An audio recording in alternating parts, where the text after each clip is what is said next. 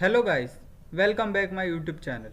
और आज हम बात करने वाले हैं हिंदी युवक भारती जो 12th क्लास की बुक है उसका जो 10वां चैप्टर है ओजोन विघटन का संकट, इसके स्वाध्याय के बारे में हम बात करेंगे। तो इसका जो चैप्टर है हमने अपलोड कर दिया है, आप जाके वो देखें। ठीक है, अगर आपको इसमें कोई परेशानी है तो आप हमें कमेंट करें। तो यहाँ पे हम इसके जो प्रश्न है वो डिस्कस करते हैं अभी। तो सबसे जो पहला प्रश्न है वो हमें क्या दिया है कि ओजोन गैस की जो विशेषता है वो क्या क्या है। तो किसी भी गैस की बहुत सारी जो विशेषताएं होती है ये आपने सुना होगा। तो यहाँ पे ओजोन गैस जो हमारे जो पर्यावरणीय जो पैराबैंगनी किरणें आती है वो उन्हें रोकने का जो काम करता है ये ओजोन गैस ही करता है। तो यहाँ पे उसकी जो विशेषता है दो यहाँ पे हमें लिखनी है। तो ओजोन गैस नीले रंग की होती है और ये प्रकृति में जो तीक्ष्ण और विषैली गैसें होती है उन्हें मानव स्वास्थ्य के लिए जो हानिकारक होती है उन्हें रोकने का कार्य करती है। अभी ओजोन विघटन के दुष्प्रभाव। तो दुष्प्रभाव यानी कौन कौन से जो उसके नुकसान है इस पे हम बात करेंगे। तो सबसे पहला है ओजोन विघटन के कारण अंतरिक्ष से आने वाली पैराबैंगनी किरणों से धरती के तापमान में वृद्धि होती है और अनेक अनेक प्रकार की त्वचा संबंधी बीमारियां फैलती है और त्वचा के कैंसर की रोगियों की संख्या लाखों में हो जाएगी। तो ये हमारा जो पहला प्रश्न था ये हमने देखा। अभी पहले प्रश्न में ही एक और प्रश्न है, क्रुदांत बताइए। ठीक है, तो हमें क्या करना है, जैसे कहना है कथन, बैठना बैठक, लगना लगाव, खींचना खींचन। ठीक है, तो इस तरह के आपको उत्तर लिखने हैं। और अभी नेक्स्ट क्वेश्चन है, भौतिक विकास के कारण उत्पन्न होने वाली समस्याओं के बारे में अपने विचार व्यक्त कीजिए। तो यहाँ पे हम सीखेंगे कि भौतिक विकास क्या होता है। तो भौतिक विकास का मतलब होता है कि अगर हम अपना विकास करते हैं साथ साथ में हमारे समाज का भी विकास होता है। तो वो समाज का विकास किस तरह से होता है कि ऊंची ऊंची इमारतों का बनना, ठीक है, बहुत सारी गाड़ियों का आना जिसके कारण बहुत से जो प्रदूषण संबंध से समस्याएं हैं वो उत्पन्न होना, और गांवों से शहरों की तरफ अधिक व्यक्तियों का आना, जिस तरह से शहरों में बहुत भीड़ भाड़ होना, गाड़ियों का बढ़ना, प्रदूषण का बढ़ना, ठीक है, उसके कारण sulphur dioxide, nitrogen oxide, carbon dioxide जैसी जो जहरीली गैसें हैं उनका बढ़ना, और उनके कारण बहुत सी जो बीमारियां हैं उनका उत्पन्न होना, जिस कारण से जो बहुत सी चीज़ें होती हैं वो वायु प्रदूषण के कारण ही होती है। तो वायु प्रदूषण अगर बढ़ता रहा तो धीरे धीरे वायु प्रदूषण बढ़ने के कारण हमारा जो स्वास्थ्य है वो खराब होने लगेगा, जो पानी आने वाला है वर्षा का वो खराब आने लगेगा। तो इस तरह की जो बहुत सी समस्याएं हैं ये उत्पन्न होने लगती है, ये सिर्फ हमारे जो भौतिक विकास है उसके कारण। दूसरा है पर्यावरण रक्षा में हमारा योगदान। इस विषय पर अपना अपना विषय पर इस विषय पर हमें बताना है, लिखना है। तो सबसे पहले यहाँ पे पर्यावरण रक्षा से हमारा योगदान। तो पर्यावरण मतलब ये हमारा जो नेचर हो गया उसकी रक्षा हम किस तरह से कर सकते हैं और उसमें हमारा योगदान है वो किस तरह से होना चाहिए, इसके बारे में हमें यहाँ पे पूछा है। तो आप सब इसका जो आंसर है वो अपने हिसाब से दे सकते हैं, क्योंकि हर किसी के लिए जो पर्यावरण रक्षा विषय है ये अपना अपना निजी मामला है कि वो किस तरह से अपनी पर्यावरण की रक्षा करता है। बहुत से लोग कहेंगे कि हम अधिक से अधिक पेड़ लगाएंगे, हम पानी को प्रदूषित नहीं करेंगे, जो कार्बन डाइऑक्साइड है चाहे फिर नाइट्रोजन ऑक्साइड है, ये सब जो गैसें हैं ये कम से कम पर्यावरण में आए इसका हम प्रॉपर ध्यान रखेंगे। हम ज़्यादा से ज़्यादा पेट्रोल डीजल की जो गाड़ियां हैं उनका इस्तेमाल नहीं करेंगे। तो इस तरह की जो चीज़ें हैं वो हर इंसान अपने अपने हिसाब से बोल सकता है। तो यहीं पे आपको किस तरह से आप पर्यावरण की रक्षा कर सकते हैं और उसमें आपका जो योगदान है वो किस तरह से होना चाहिए। अगर आप छोटा छोटा योगदान देना चाहते हैं तो आप प्लास्टिक की जो चीज़ें हैं उनका इस्तेमाल करना बंद कर सकते हैं। ठीक है, ऐसी बहुत सी चीज़ें हैं, आप उनके द्वारा भी पर्यावरण की जो सहायता है, योगदान है, उसमें आप कर सकते हैं। तो ये हमारा क्वेश्चन था।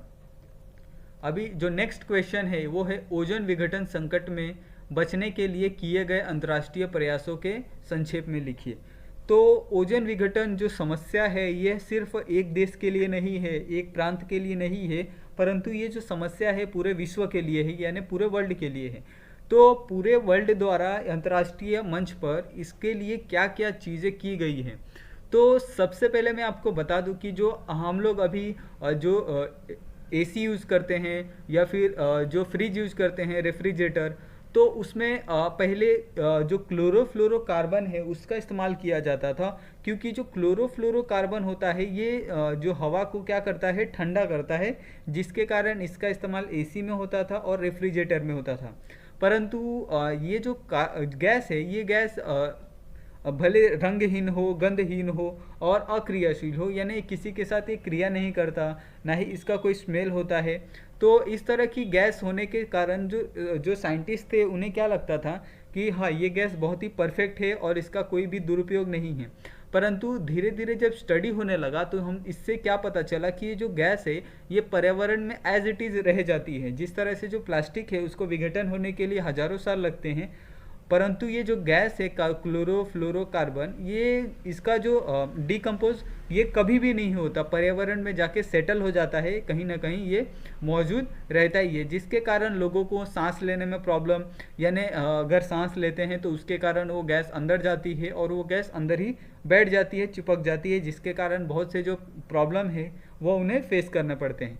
इसके कारण जो अंतर्राष्ट्रीय मंच पर जितने भी देश हैं उन्होंने ये फैसला किया, जो हमारा क्लोरोफ्लोरोकार्बन है उसकी जो खपत है उसको हम क्या करेंगे, पूरी तरह से शून्य कर देंगे, जीरो कर देंगे। तो इसके कारण जो प्रदूषण होता है क्लोरोफ्लोरोकार्बन के कारण, वो क्या हो जाएगा, बहुत ही कम हो जाएगा, और उसके कारण जो ओजोन विघटन हो रहा है ये भी कम होने लगेगा। तो इस तरह का कदम उठाया गया है अंतर्राष्ट्रीय मंच पर। और दूसरा है कि क्लोरोफ्लोरोकार्बन नामक यौगिक की जो खोज है प्रतिशत के क्षेत्र में क्रांतिकारी उपलब्धि रही है, स्पष्ट कीजिए। तो जिस तरह से हमने बताया कि जो पहले के साइंटिस्ट थे, कोई भी चीज़ खोजते थे तो ये एक नई खोज होती थी, परंतु उसके भी कई दुष्परिणाम होते थे, परंतु वो दुष्परिणाम तुरंत नहीं पता चलते थे, कई वर्षों के बाद उनका देखने को मिलता था। तो इसी तरह से जो क्लोरोफ्लोरोकार्बन है वह इस्तेमाल में, और उसके जो खोज होने के बाद जो एक तरह से जो फ्रिज हो गया, रेफ्रिजरेटर हो गया, उसके क्षेत्र में ये बहुत बड़ी उन्नति थी, एक बहुत बड़ी सफलता थी। क्यों थी? क्योंकि लोगों के पास उस समय कोई भी विकल्प नहीं था उसके लिए, ना ही लोगों को उन्हें अगर ठंडी हवा चाहिए या फिर कुछ ठंडी चीज़ खानी हो तो उसको किस तरह से बहुत टाइम तक रख सकते हैं अपने ही घर में, तो इसके लिए उनके पास कोई सुविधा नहीं थी। तो इस तरह की अगर खोज हुई है तो ये अवश्य ही एक क्रांतिकारी वाली उपलब्धि रही है। तो जिसके कारण इससे आप घर में जो खाना है, पीना है, उसको बहुत दिनों तक रख सकते हैं। और ये जो गैस थी ये ना ही स्मेल वाली थी, ना ही टेस्ट थी, ना ही इसका जो कोई रिएक्शन था। तो इसके कारण जो वैज्ञानिक थे, जो साइंटिस्ट थे, उन्हें भी लगता था कि ये जो खोज है और ये जो गैस है ये बहुत ही ज़्यादा हमारे जीवन को बदल देगी और ये बहुत ही ज़्यादा उपयोगी होने वाली है। तो इस तरह से इसका क्लोरोफ्लोरोकार्बन का जन्म हुआ। नेक्स्ट है हिंदी की साहित्यिक विधाओं के अनुसार रचनाओं के नाम लिखिए। तो यहाँ पे ये अतिरिक्त अध्ययन हेतु दिया है हमें, ठीक है। तो ये आपके लिए इम्पोर्टेंट हो भी सकता है और नहीं भी हो सकता, दोनों तरह से इसको हम ले सकते हैं, क्योंकि इस पे से बहुत कम ही क्वेश्चन आएंगे आपको पेपर में। तो एक बार हम ऐसे ही जल्दी जल्दी देख लेते हैं। तो एकांकी में रीढ़ की हड्डी है महाभारत की झांस है। नाटक में है ध्रुव स्वामिनी अंधेर नगरी। आत्मकथा में है सत्य के प्रयोग और तरुण के सपना। खंड काव्य में है उर्वशी राम की शक्ति पूजा। महाकाव्य में है रामचरितमानस कामायनी। उपन्यास में है गोदान और सुनीता। कविता संग्रह में है यामा और कितनी नावों में कितनी बार। यात्रा वर्णन में है मेरी तिब्बत यात्रा और पैरों में पंख बांधकर। तो इस तरह से जो ये हमारा चैप्टर था ओजोन विघटन का, उसका हमने स्वाध्याय यहाँ पे पूरा डिस्कस किया है।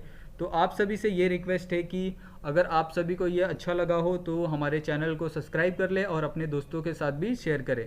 मिलते हैं नेक्स्ट वीडियो में नेक्स्ट टॉपिक के साथ, तब तक के लिए धन्यवाद।